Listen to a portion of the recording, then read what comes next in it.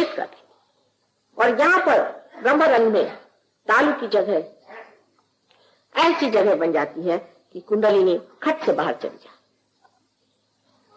उस वक्त हमारे हाथ बोलते हैं, हाथ कहते हैं कि हाँ कुंडलिनी पार कर गई।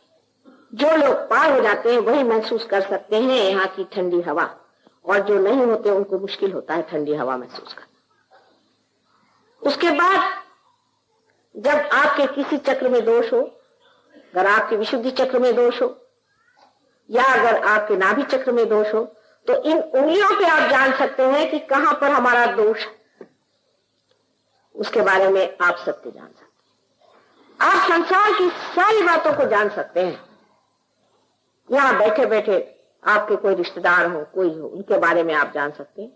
देश के बारे में जान सकते हैं, देश के नेताओं के बारे में जान सकते हैं, इलेक्शन के बारे में जान सकते हैं, चाहे जो भी जानना चाहे आप सब कुछ जान सकते हैं। लेकिन योग हो जाने के बाद मनुष्य का मन इन सब चीजों से हट करके परमात्मा की ओर लग जाता है।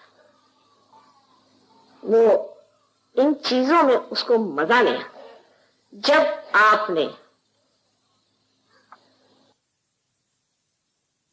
से ऊंचा अमृत पी लिया, फिर किसी गंदगी का पानी पीना आप पसंद नहीं, वो चीज अच्छी नहीं, उसमें कोई मजा नहीं। सारी चीज जिसे कहते प्रायोरिटीज आपके एकदम बदल करके आप दूसरे ही आदमी हो जाते हैं,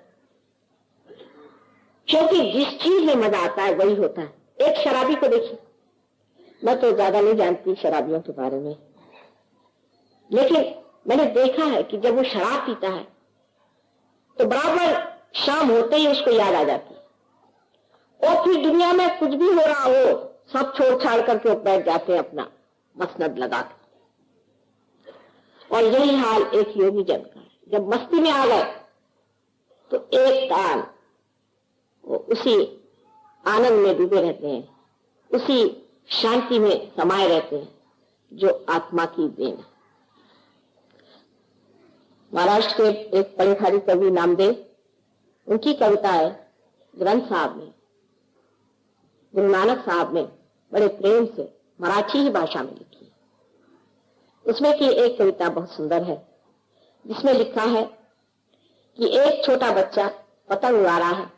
उसमें शब्द भी मराठी का है कि भरारी गगनाथ, मैंने ये कि जो आकाश में, भरारी से पता नहीं क्या शब्द होगा, कि जो आकाश में घूम रही है, और लड़का जो है वो खेल रहा है, वो सबसे बातचीत कर रहा है, हंस रहा है, लेकिन उसका चित्त पूरा उस पतंग की ओर है। यही योगी जन का किस्सा होता है कि सबसे बोलते रहे लेकिन चित्त उसका आत्मा की ओर है। दूसरी उन्होंने जो कविता की पंक्ति है उसमें लिखा है कि औरतें हैं पानी घड़े में लेकर जा रही हैं, 4-4 घड़ियां सर पे रखी हुई हैं, जल्दी जल्दी जा रही हैं, और आपस में मजाक भी हो रहा है, हंसी भी हो रही, बातचीत भी हो रही है, लेकिन सारा चित्त उनका अपनी घगरी पर। और तीसरा उन्होंने कहा कि एक माँ है अपने बच्चे को गोद में लेकर के सारा काम कर रही है, घर का सारा काम कर रही है, सारा संसार का वो काम कर रही है, लेकिन उसका चित्त पूरी समय अपने बच्चे पर।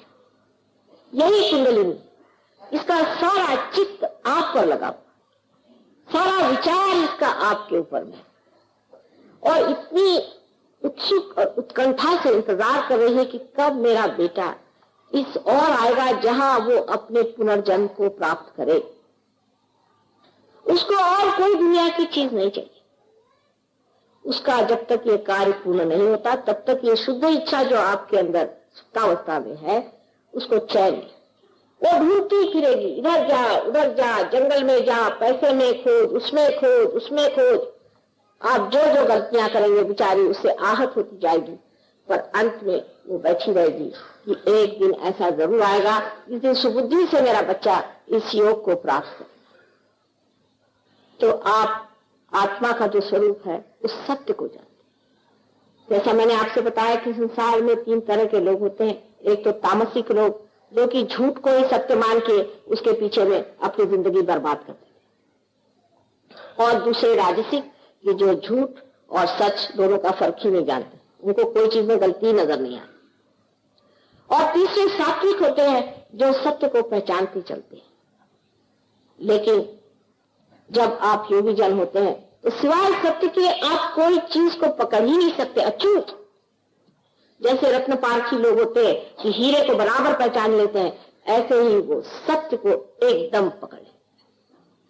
उदाहरण के लिए ईसा मसीह का देखिए कि जब मारी मगदली में एक बहुत निम्न स्तर की स्त्री थी, उसको लोगों ने पत्थर मारना शुरू किया, तब ईसा मसीह का इन औरतों से कोई संबंध बनता नहीं।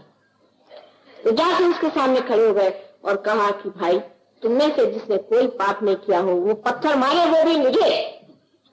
और सबके हाथ रुक गए, क्योंकि वो इस सत्य को जानते थे कि इस औरत ने जो भी गलती की है और जो भी इसने अपने जीवन का बुरा किया हुआ है, वो सब परमात्मा क्षमा करने वाले हैं, वही शिक्षा देने वाले हैं। और हम मनुष्य उसको क्यों दोष लगा? जिसने सत्य को जाना वो असत्य के पास कैसे खड़ा रह सकता है? आप ही बताइए।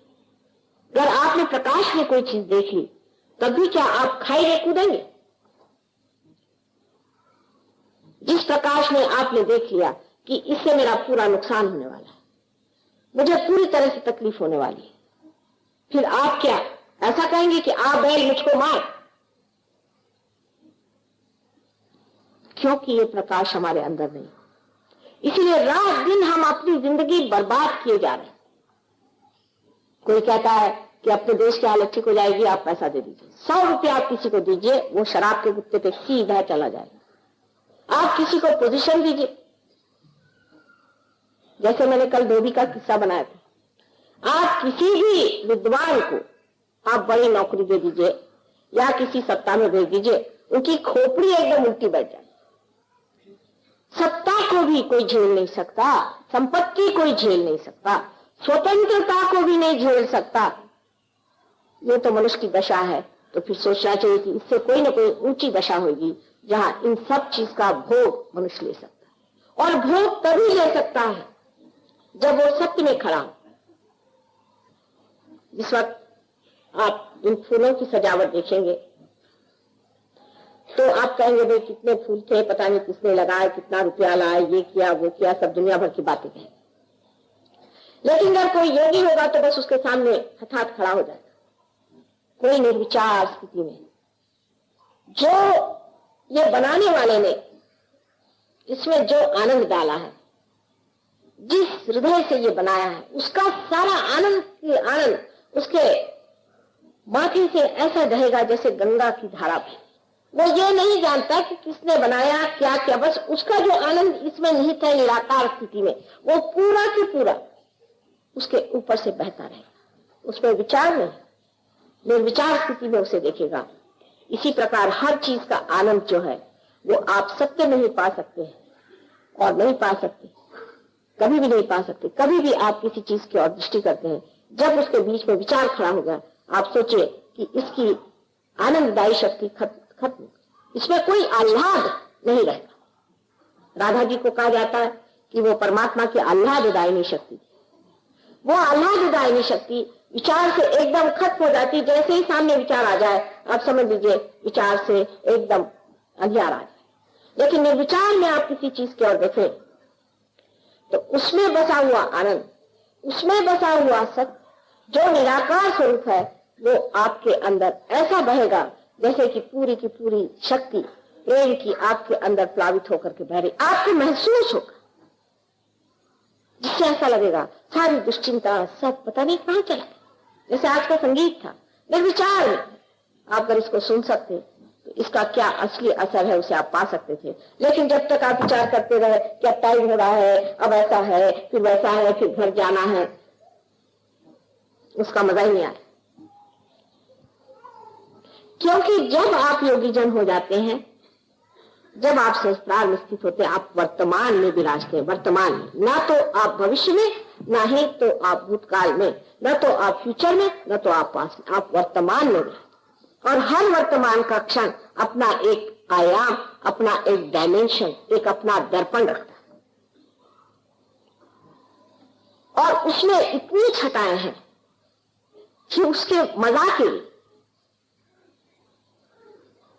अगर हम चाहें कि उसका मजा उठाएं तो ऐसा लगता है कि हजारों जिह्वा होने पर भी जो मजा नहीं आ सकता है वो ये वर्तमान में आते ही पता नहीं कहां से इतना मजा आ रहा।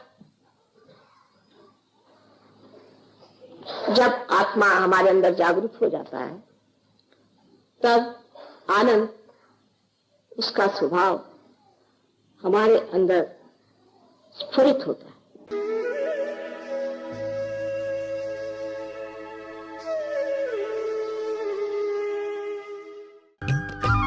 सब्सक्राइब कीजिए कुंडलिनी जागरण को और प्रेस कीजिए बेल आइकन को, जिससे कि आपको मिल सके हमारी लेटेस्ट वीडियो सबसे पहले।